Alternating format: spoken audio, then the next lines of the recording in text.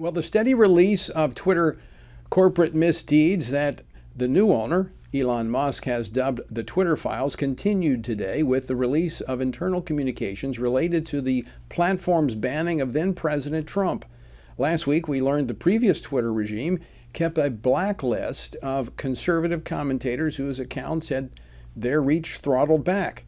Now, this came on the heels of previous reports on Twitter's suppression of the Hunter Biden laptop scandal, suppression that may have happened due to government interference. Joining me now to discuss this and more is Congressman Pat Fallon. He serves on the House Armed Services Committee and the House Oversight Committee, which will be looking further into this in the upcoming 118th Congress. He represents the 4th Congressional District of Texas. Congressman Fallon, welcome back to the program.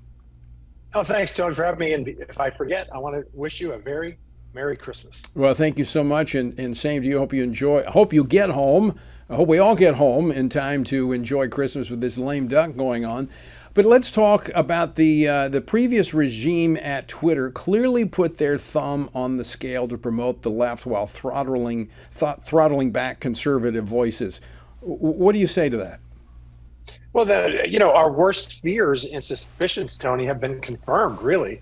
I mean, you had the head of their legal department, Vijaya Gotti, admitting that the FBI told him that, hey, listen, you're going to get probably a hack and leak story in October of dealing with Hunter Biden. So just be aware of that and take action. That's very troubling.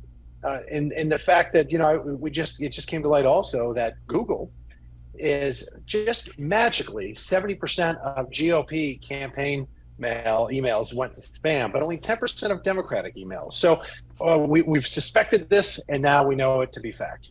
So, Congressman, let me ask you about that, because I doubt that Twitter is an outlier and that they were the only social media giant that was seeking to censor conservative voices. So will this be the subject of congressional oversight and investigation in this upcoming Congress?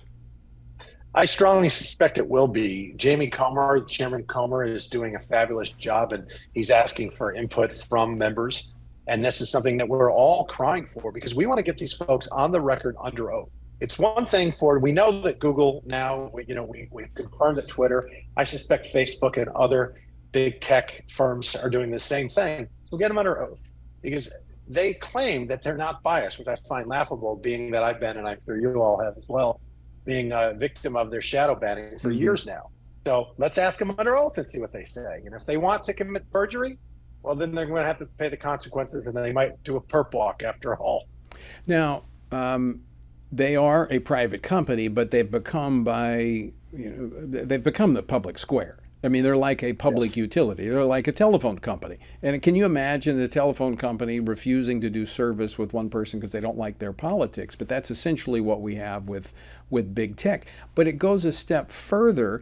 If, in fact, we have the Biden administration colluding with big tech, as I played a clip from July of last year of Jen Psaki saying that they're talking daily with big tech about the quote-unquote disinformation over COVID, that's a First Amendment violation if you have the government suppressing the speech of people.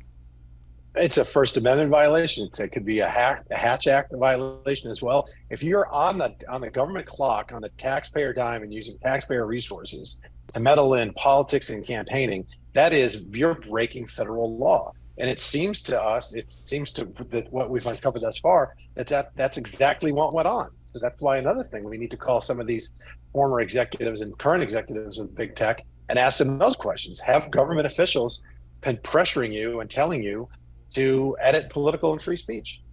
I have to think that this is big tech's worst nightmare, that somebody like Elon Musk has gotten control of the files. I'm sure they wish now they would have burned them on the way out. But this is going to be very revealing as to how big tech across the board, I believe, has been operating. I think, Tony, this is the best $44 billion I've seen spent in my lifetime. Thank you, Elon Musk, for doing it. It's like the Wizard of Oz, and he's pulled back the curtain. And we find that, look at that. Here and now, all of our suspicions have been confirmed. Agree.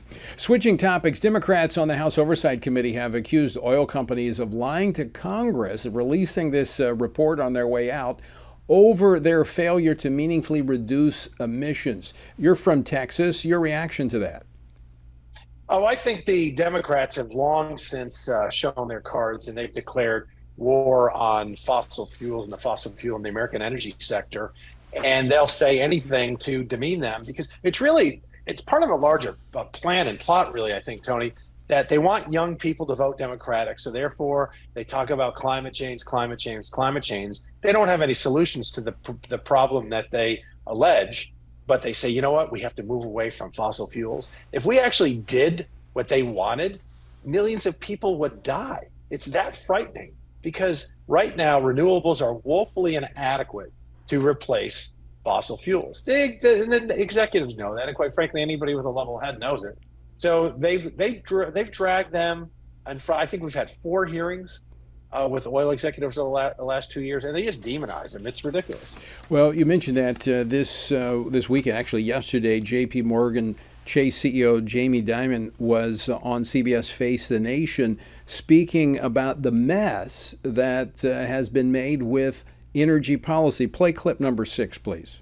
But this oil and gas problem is going to go on for years. Mm-hmm. So if I was, in the government or anywhere else, I'd say I have to prepare for getting much worse. I hope it doesn't, but I would definitely be preparing for it to get much worse. Can a Republican House alter what's happening when it comes to the energy policy of this country? Well, we can tell the truth, Tony, and the truth is that if you want to solve, you want to reduce inflation, and you want to make America stronger and have a better strategic position in the world, you would exploit the resources that you have in your country and putting America's interests first. I talked to Secretary Pompeo about this. And what Joe Biden's solution to American energy, I think we're approaching a crisis when you consider we have 40-year inflation, is to ask mini Putins. Okay, we're not going to buy any oil from Putin. Let's ask Venezuela. Let's beg Saudi Arabia. How about unleashing the resources that we have here, Mr. President? And by the way, if you are an environmentalist, we do it cleaner and better because we have the expertise, we have an independent judiciary, we have a rule of law in this country, so where it's actually safer for us to extract oil and natural gas than it would be in Venezuela or Saudi or Russia or China. That makes too much sense. I think that they can't comprehend that. Final question for you, 30 seconds. What do we need to be watching for this week in the lame duck session? Well, that's a great question. It's the continuing resolution, whether or not they want to tackle the debt ceiling increase or are they going to punt that. They like to kick the can down the road. And that's one of the reasons why I came to Washington is we have to be transparent. We have to be responsible. And the buck needs to stop somewhere. And Tony, it should stop right here in the House. All right, Congressman Pat Fallon, always great to talk with you. Thanks so much for taking time out on this Monday. Thanks, Tony. Merry Christmas. Merry Christmas to you as well.